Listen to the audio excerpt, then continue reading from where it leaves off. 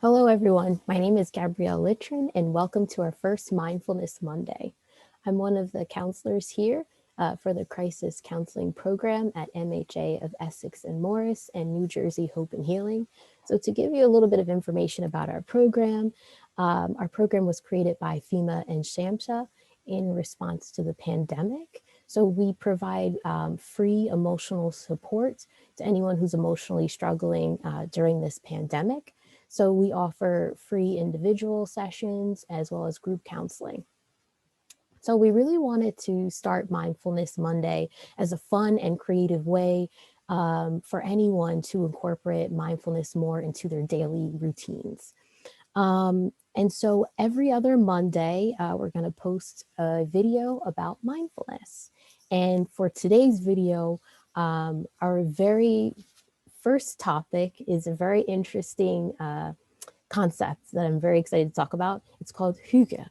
I heard about Hygge probably, I want to say, a couple of years ago. And recently, someone I know of just reminded me of it. And I'll explain a little bit more.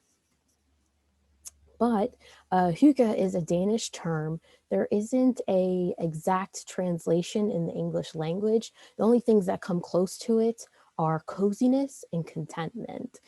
It's a feeling, it's recognizing and enjoying the present moment for all of its simplicities. It works off of pretty much when you feel warm and you feel cozy and content, that it increases your mood. It's important to look at hygge and to kind of maybe, if you can add it into your life, because Denmark, according to the World Happiness Report, they are said to be one of the most happiest countries in the world, which is interesting because they actually get about 17 to 18 hours of darkness a day during the winter months. So I thought that this would be a good kind of coping skill to kind of combat, any type of like winter blues, any type of like seasonal depression, anxiety, especially, here in the US during those winter months where it may be cold, dark, and we have shorter days. So I think this will be a good and interesting concept to go over. I hope you enjoy this. So one of the main aspects of hygge is togetherness. And especially connecting with the people that you love. And the sense of togetherness, it's especially important now more than ever, particularly because of the pandemic. So it's really easy, I find, to isolate yourself during this time. And so really just try to avoid isolating and getting back in touch with maybe the people you haven't spoken to in a while, or making sure that you're staying in contact with your loved ones. Personally, during this time, I think this is probably the most I've ever spoken to my friends, just with the FaceTime calls and with, of course, texting and calling on the phone. It's every day and it's really nice and it's enjoyable. So keep up those Zoom and those video calls, those group chats, those watch parties, the virtual game nights. Even during this pandemic, really coming up with creative ways to spend time with your family and friends while keeping each other safe and being within the CDC guidelines is so important during this time. Another important concept of hygge is to limit stressors as much as you can. Really try to do your best with this. If you're unable to, try maybe incorporating like a mindfulness technique or a skill. And this can look like, just like the pictures here, maybe meditation or journaling, maybe mindfully watching a Netflix show, and also keeping in mind to limit your screen time meaning on your phone. I feel like so often we have like the instinctual habit of like checking our phones or, replying immediately back to text messages or checking our social media, but really just being mindful of whatever activity that we're doing.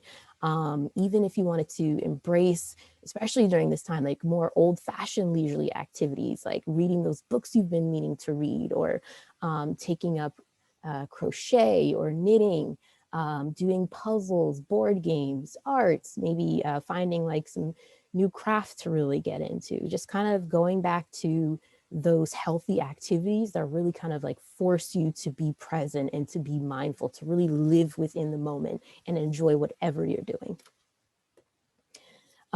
This is one of our groups. It's going to be every Tuesday, starting on the 19th. It's one of our crochet groups, well, our only crochet group that we have going right now. So come and join us virtually, of course. It's going to be, like I said, every Tuesday from 5 to 6, starting on the 19th. So it's really just going to be a nice time. If crocheting is something that you're interested in, or maybe you want to know more about, make sure you let us know about this. Another important concept in Danish culture is a work-life balance. This is such a powerful concept.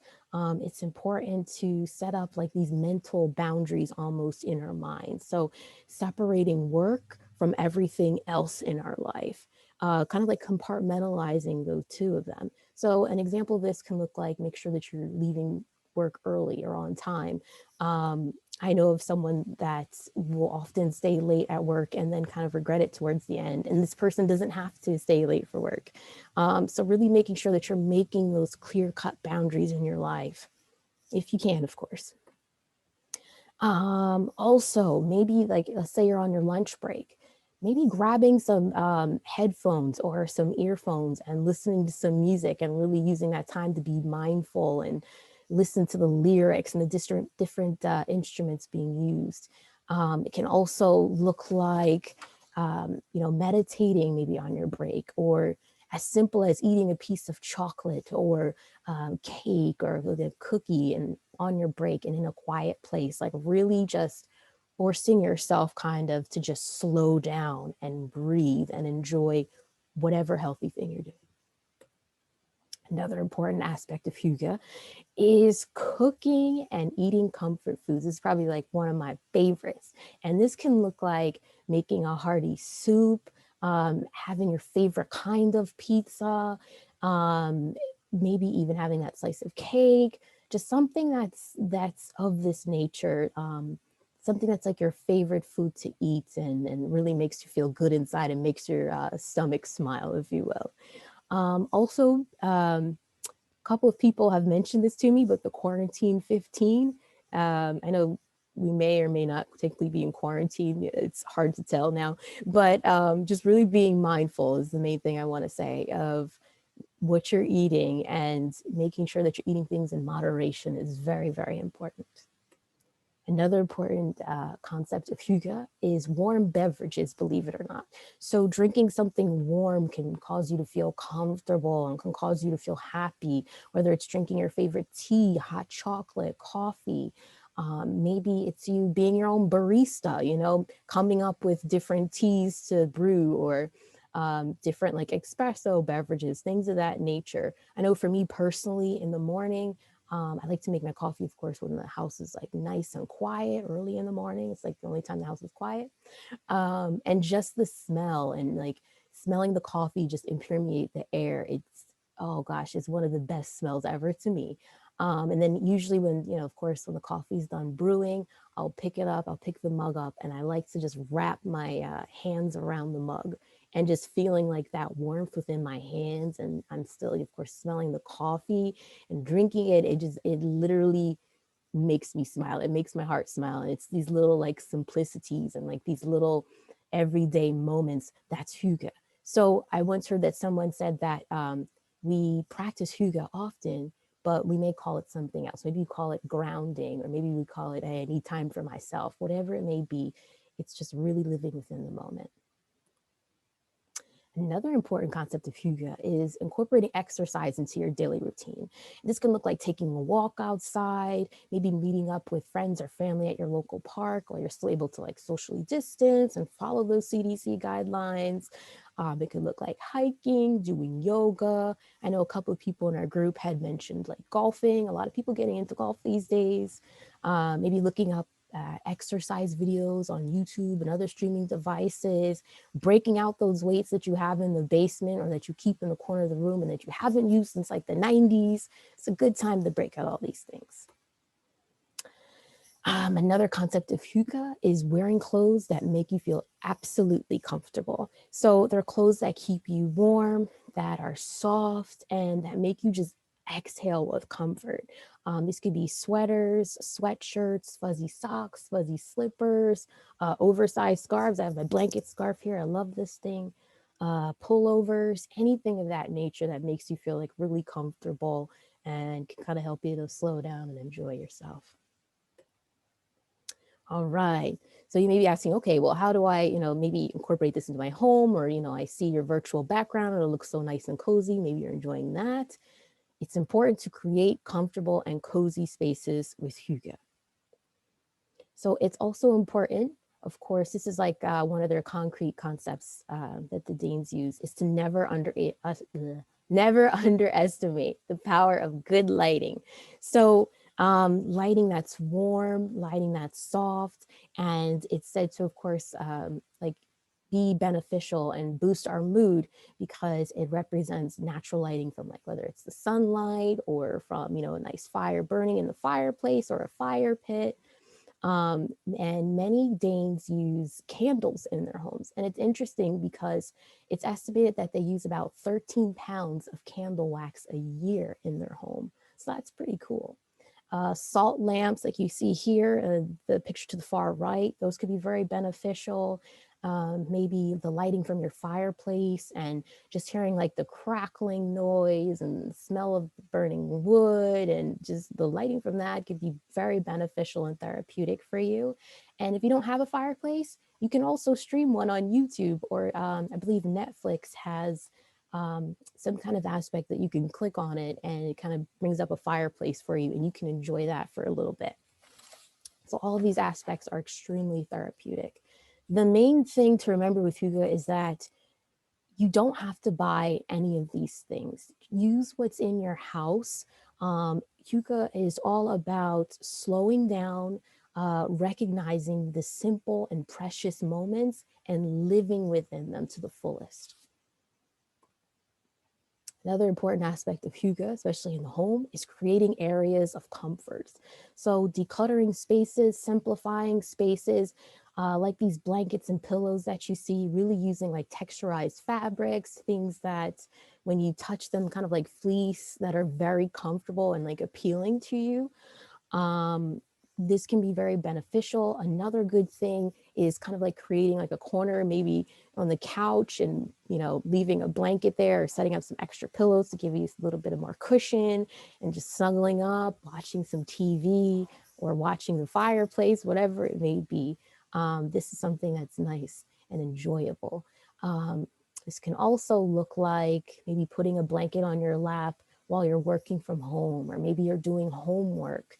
Little things like this. Just want to give some more suggestions for really how to incorporate this into your house, make yourself more comfortable during these winter months. And lastly, I was shocked by this one, but houseplants do serve a purpose. You can use houseplants like a fern, an aloe vera plant, spider plants. There's so many tremendous benefits to having houseplants. Interestingly enough, they boost your mood. They can help improve your air quality by removing like pollutants within the air, can help you with your focus. Maybe you need that while you're working, can help improve your sleep. There's so many other benefits too as well. And I was shocked to learn about this. So here are a list of some of our groups. Every Wednesday from 2 to 3, we have our COVID support group. And then we also have our after school chat and craft. It's broken up by ages. So we have one on Wednesdays and one on Thursdays. We have our Consumer Thursdays group towards the evening time. And then for some up and coming events, twice a month on a Friday, we're going to have our Fun Zone Fridays. So it's going to be a time to kind of like join us, unwind, have some fun. Of course, all these groups are open to anyone and they're completely free through FEMA and SAMHSA. We also have, of course, our crochet group that I mentioned before, our Come and Unwind with us. And we're doing this event with Cinephilia Tea Shop, where it's going to be just a time where we can all gather together virtually. All of our services are virtual, and just a time to just really slow down and kind of be mindful about like tea and different things that have to do with tea. It's going to be a good time. So if you're interested in any of our groups or receiving any service at all, please give us a call. We also started our new text line. So if you don't feel like calling, or maybe if you're more comfortable with texting, you could do that as well. And you can also email us. So yeah, I look forward to hearing from everyone. And also our next Mindfulness Monday video will be posted January 25th. So stay tuned for that one. All right. Thank you so much for joining us today, and enjoy the rest of your week.